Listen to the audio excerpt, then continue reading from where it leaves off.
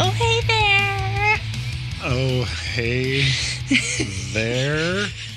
That was our second introduction because the first one I said, oh, hey there, while he was taking a sip of his beer.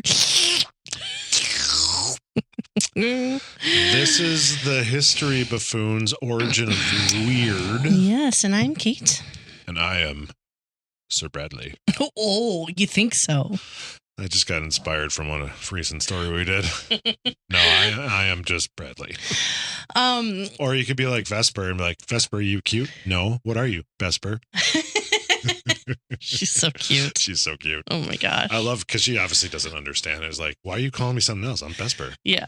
And I say Vesper because she can't say V's yet. No. It's so cute. That is cute. Yeah, she's adorable. She is. Okay, so this origin of weird, we're going to talk about reincarnation. Well, shit. Yes. I was reincarnated once. Tell me more. Just turns out I was really drunk.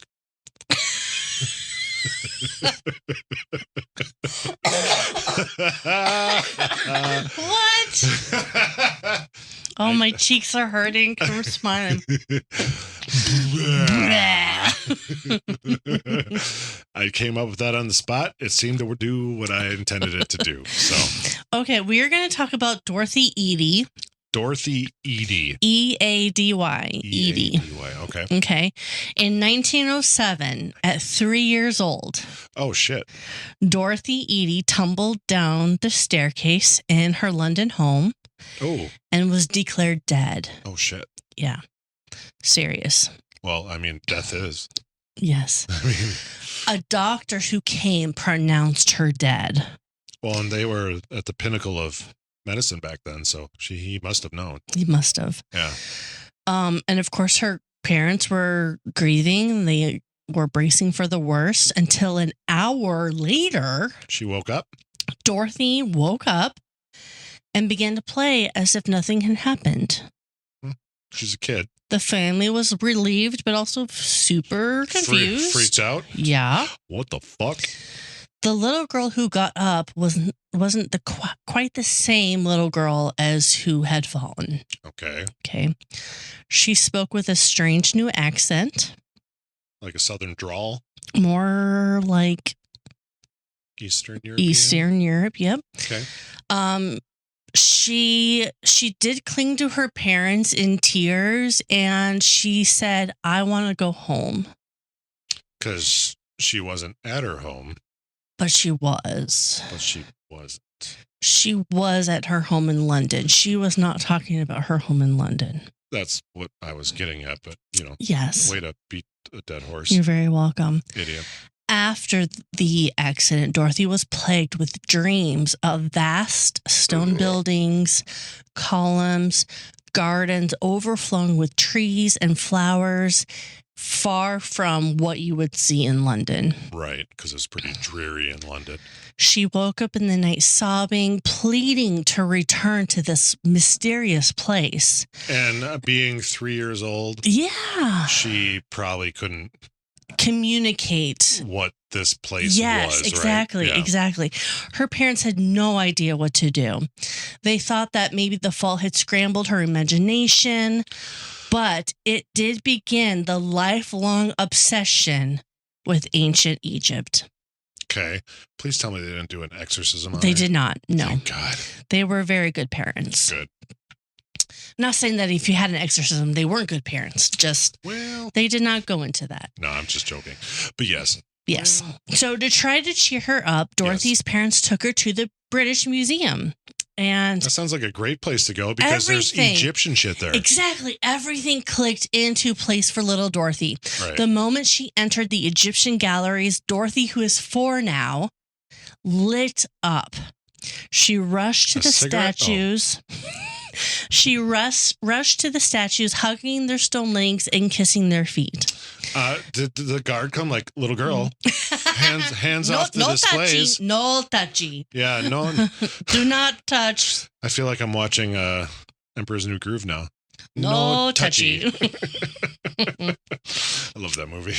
When her mother tried to pull her away, Dorothy refused, shouting, "Leave me here. These are my people." I'm sorry, but she wasn't birthed by stone people. That's not what she meant. I know. Obviously, I'm here for hilarity and comedy. Visitors were stunned. I mean, just like imagine seeing a 4-year-old clinging to like a mummy's case, like she'd found her long lost relatives. She found her mummy? Her mummy. Oh, look at that. It's alliteration. Her parents pried her away, a little embarrassed, but Dorothy was adamant. But then she saw something. She saw a photo of Temple of Seti I good old Seti. At Abydos. Fucking Abydos.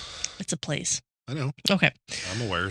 Dorothy said, "This is my home." She pointed to this picture and said, "This is my home. This is where I used to live." And then she frowned. Where are the trees? Where are the gardens?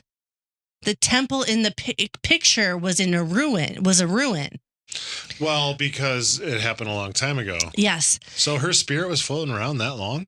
Holy balls. It was stripped of its greenery, and Dorothy was inconsolable. Interesting. Her parents were baffled. How could their daughter, who had never left London, recognize an ancient temple thousands of miles away? Not only did she never leave London, she was fucking 4. 4. So did she start reading hieroglyphics? She actually does. I mean, that was kind of a foregone conclusion. So Dorothy's obsession with Egypt grew. She devoured books, encyclopedias. She ate books? Stop it. Okay. She insisted that hieroglyphs were familiar, like she'd once known how to read them. Do you remember when encyclopedias were a big thing? Yes, I absolutely do. I remember having this nice, huge set. Yes. As a kid, like my parents got them because we are pre-internet people. And that's how you got a lot of information, was through encyclopedias. I remember borrowing, I think it was the letter U or V, I don't remember which, from my sister-in-law, Lisa. Really? Yeah. That's funny. And I was a bad kid, and I actually wrote in it. That is you need to repent. Well, I did tell. Well, I don't know if I told them or my parents told them. But they said, "Hey, Kate, fuck this up." Yeah, I was a bad kid during that part, but I don't know how I remember that because, I don't remember shit. Okay. At 10 or 11 years old. So 6 to 7 years later. She met Egyptologist Sir E.A. Wallace Budge. That's a lot of names. Budge. E.A. Wallace Budge. I bet he did budge. He humored her curiosity and taught her some basics, impressed with how early she caught on. Okay. Outside the museum, Dorothy's fixation was starting to be a little bit of a problem. Like literally just outside of it? Or, sorry. When she's not studying it. I'm kidding. Calm down. Jesus Christ. In Sunday school, she declared that the ancient Egyptians' heathen religion wasn't so bad and refused to sing hymns cursing them. Did hymns curse the old ancient Egyptians? Apparently, because she was promptly expelled. I apparently got the wrong hymnal. Yeah, same. I don't remember cursing about the ancient Egyptians. No, me either. Interesting. She also declared that Christian rituals reminded her of the quote-unquote old religion. Well, I mean, a lot of Christian rituals / holidays and such they usurped basically old pagan things, if you will. And I mean, Egyptians are one of the oldest things in this world, honestly. So, okay, I can see that. As she grew older, Dorothy began to speak of even stranger experiences. At 15, she said she was visited in her dreams by a tall figure, Pharaoh Seti I himself. Oh, so he came back from the afterlife and said, "Hey, what's up, daughter?" She claimed that he came to her night after night, sometimes as a comforting presence, like a father figure, but sometimes as a lover. Okay. Not sure. Weird. Not sure. Her parents and doctors worried that she might be mentally ill, so several times in her adolescence, she was sent to sanatoriums for observations. So psychiatric facilities. I got it. Yep. Well, just in case somebody out there doesn't know what a sanatorium is. I think you said it for your own knowledge, but I have it written down. I already knew. Let's not get ahead of ourselves. But Dorothy insisted that these were memories from a past life. She said that she had once been a girl named Bentreshyt. Bentreshyt. Bentreshyt. So did they look for this in history? You know, I actually did not come across that, but there are later things that kind of help prove that she is who she says she is. Is she? So Bentreshyt was a priestess at Abydos who fell in love with Sety I. Okay. I could see why it would be a father/lover figure then. Yes. So when she became pregnant, she faced disgrace and punishment. And rather than expose Sety I or face execution, she took her own life. With the baby inside? Yes. And Dorothy believed that this Tuesday. Dorothy believed that this was true, that she was Bentreshyt reborn. Okay. In her 20s, Dorothy worked in London, where she met an Egyptian man named Emin Abdel Megoud. Was he the reincarnation of Seti I? No. God. They married, and in 1931, she moved with him to Cairo. As soon as she stepped off the ship, she kissed the ground and said, "I have come home." Did she have a lot of sand in her mouth? Bradley, don't make this story even weirder than it already is. It's already weird. She gave birth to a son in 1933 and named him Sety. That I could never have guessed that. That is so shocking. I am thrown aback. I just don't know what to do with myself. It did raise a few eyebrows, but Dorothy was kind of resolute. In accordance with Egyptian tradition, she became known as Seti, meaning mother of Seti. Yeah. Okay, so where she is now in Cairo and the surrounding areas, she is known as Seti. So And if you Google Seti, you come up with Dorothy Eady. And this is in the 30s, you said? Is that right? She was in her, 1933. Okay. Yes. All Good job. So the marriage didn't last, but Dorothy has zero intention of leaving Egypt. No, because she was home. She stayed and worked in the Department of Antiquities. She became the first female employee there, assisting famous archaeologists at Giza. She was skilled draftswoman and translator, earning respect from colleagues who admired her eccentricities, but she was also genuinely good person. Sure. But outside work, she still lived as if it was in ancient times. She prayed to Osiris and Isis, made offerings to the Sphinx, and even spent nights inside the Great Pyramid of Giza. Did she have a dog named Anubis? No, but she should. Duh. I had a cat named Anubis once. Yeah. Did you ever see you obviously love cats. Did you ever see a cat with like the more pointy Mm-hmm. nose? He that's what he had. Oh, nice. Yeah, it was one of the barn cats in my past life. And I want to say my friend Allison had a dog named Anubis. Yeah? Yeah. So we named him Anubis. I also had a cat named Sphinx. Yeah. It's funny because he wasn't named after the Sphinx. He was named after Gone in 60 Seconds? Yes. Yes.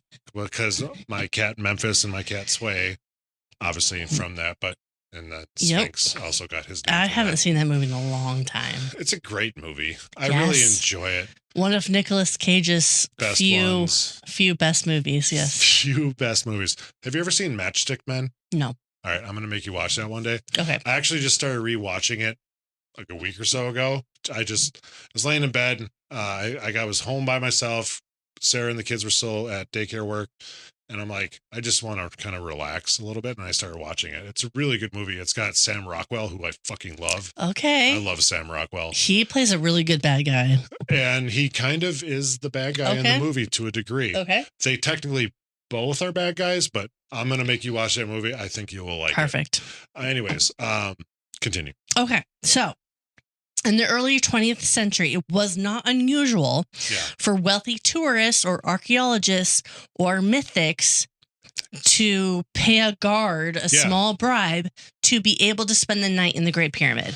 Isn't that wild back in those days that you could get away with that? Because you could not do that today. No. So by the mid-1990s, when Seti was in Cairo, rules were stricter. Yeah. But as a Department of Antiquities insider, she could get special access. Right. So she would spend nights alone in the king's chamber, meditating or communing with the gods or whatever. Whatever her religion. Yeah. And today it is forbidden. The pyramids are closed at night and security is pretty tight. They're very regulated. Yes. When you can visit and do things and such and such. So, yeah. Yes. I would love to go there someday. Me too. I was, as a young, I never went as far to say that I was reincarnated, but I loved like Egyptian shit when I was little. And I still do. I just maybe not as much as I did back then.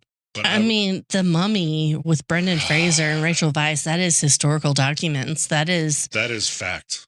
It is entirely fact. Yeah, and it is one of the best documentaries. All right. And who played Imhotep?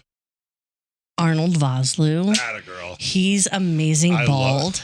I love him bald. Have you seen him not bald? Yeah, he looks so weird. So different. So different. But he's very attractive as Imhotep, and Brendan Fraser is very amazing, and Rachel Weisz is very innocent looking. Speaking of Brendan Fraser, and we're getting off on a way weird tangent, I have to show you a trailer. He's got a new movie coming out. It seems pretty interesting. It's kind of like a drama-ish, whatever. I have yet to watch The Whale. I have yet to watch that as well. But he's got a new movie coming out. It seems really interesting. Remind me, please, if you can actually remember something, to play that trailer for you, okay?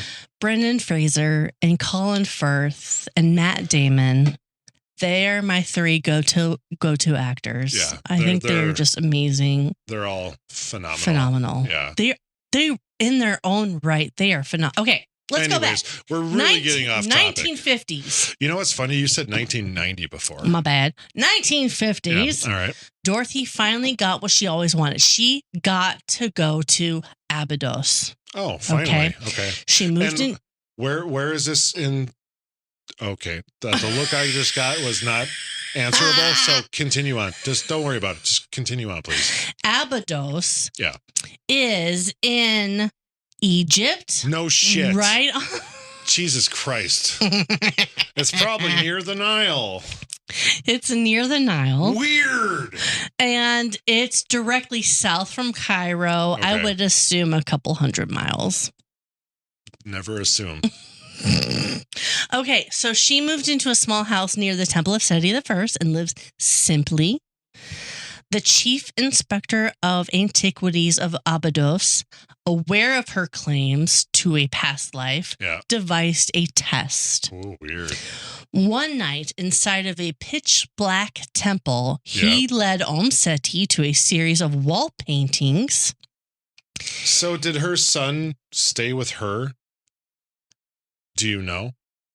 I don't have any information on him. I was curious because obviously I don't have any information on him. Her marriage fizzled, but still had the son kid. Seti. Yeah. So I'm assuming. I do not have any information on him. Yeah. Anyways, sorry. Devised a plan. So in the darkness of this pitch black temple, he asked her to identify each painting solely from memory. Okay. From 3,000 years ago. Right. When she claimed to be like a temple priestess, right? Piece by piece, he described a scene and waited as Seti navigated through the shadowy wall, stopping exactly in front of the artwork in question every single time. Okay, can I be devil's advocate here. Absolutely. She could have studied. Yes. Because they had pictures back then. Yes. So I'm just saying. Yes. She could have memorized because she was so obsessed and convinced she was this reincarnated priestess. Priestess, right? Yeah. Who got banged by Seti. Bentreshyt. Yeah. Anyways. Yes. She could have been so obsessed with this that she could have studied photographs, because I'm sure there was photographs taken of this. Yes. Even back then, that she could memorize. That's just like me. I am a drummer. I could play you hundreds of songs. Yes. Just saying. But you've never played them professionally I mean, I have. I opened for 311 once. Okay.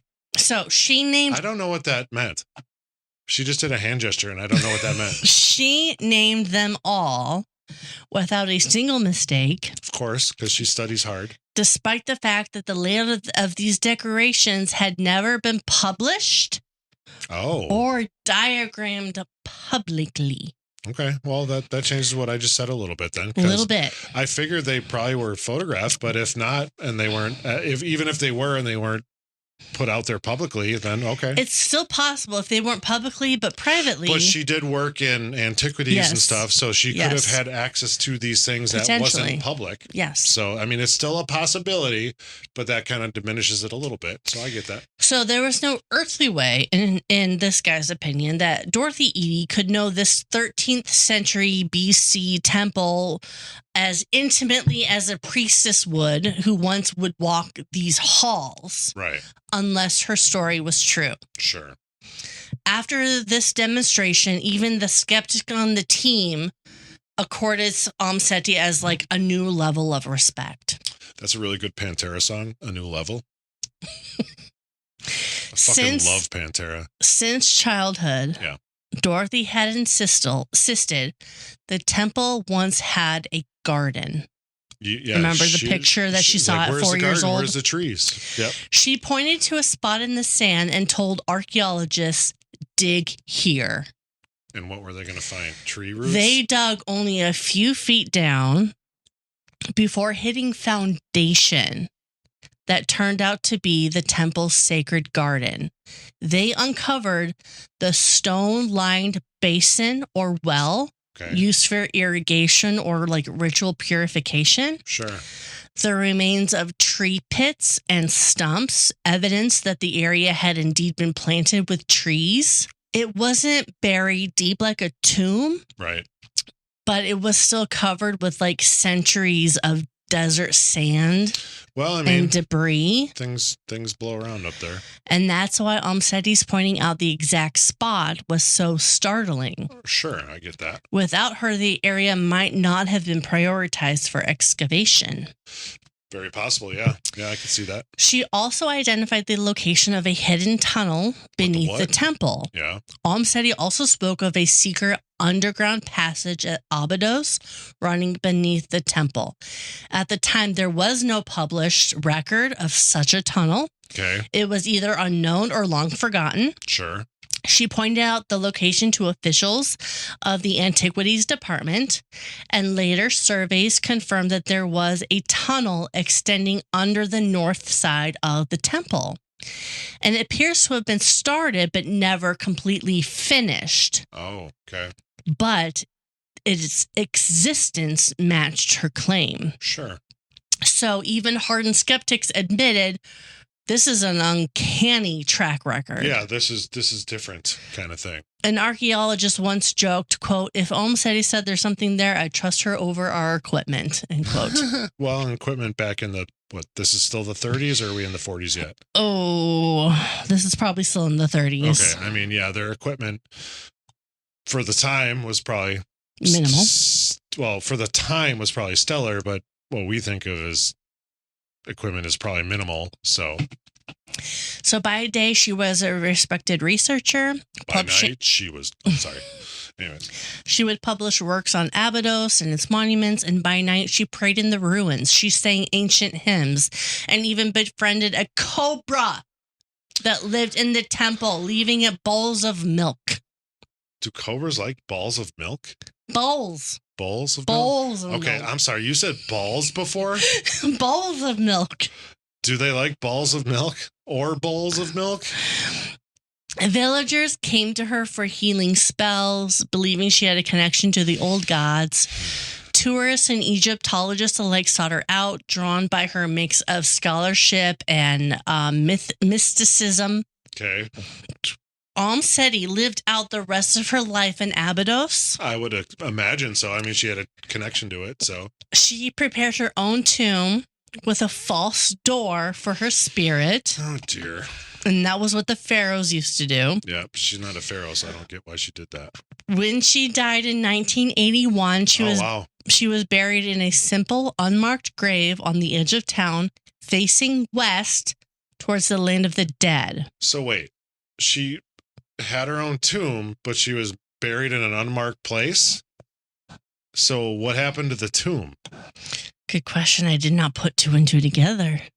I mean, you understand my question? Yeah, now I'm confused. Because why would they bury her? Why would she create a tomb for herself if then she's buried in an unmarked grave facing... Man, now I have to research this. Do you have to, though? Well, don't bring up such questions. Such great questions. You forgot a word?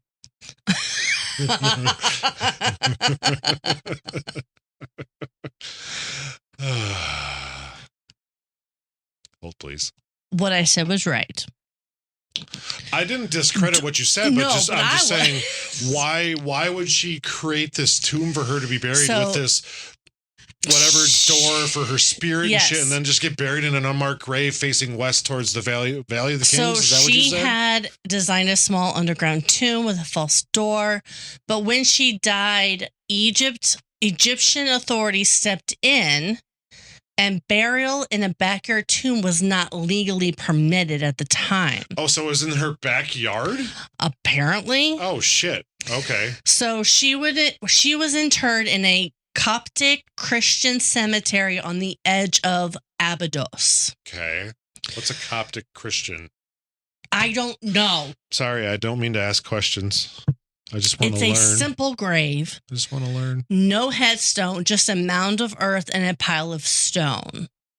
The grave faces west, which is the ancient Egyptian direction of the dead. Right. So, she said, quote, yes, and this is the end. This is when she died? She's quoted when Stop she was... it. Okay. Quote, "Death holds no terror for me. I'll just do my best to get through the judgment." End quote.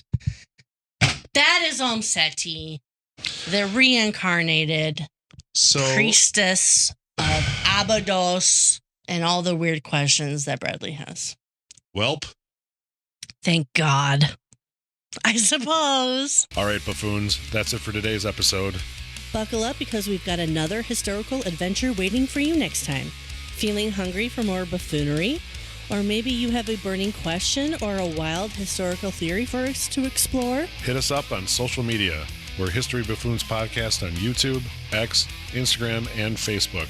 You can also email us at historybuffoonspodcast@gmail.com. We are Bradley and Kate. Music by Corey Akers. Follow us wherever you get your podcasts and turn those notifications on to stay in the loop. Until next time, stay curious and don't forget to rate and review us. Remember, the buffoonery never stops.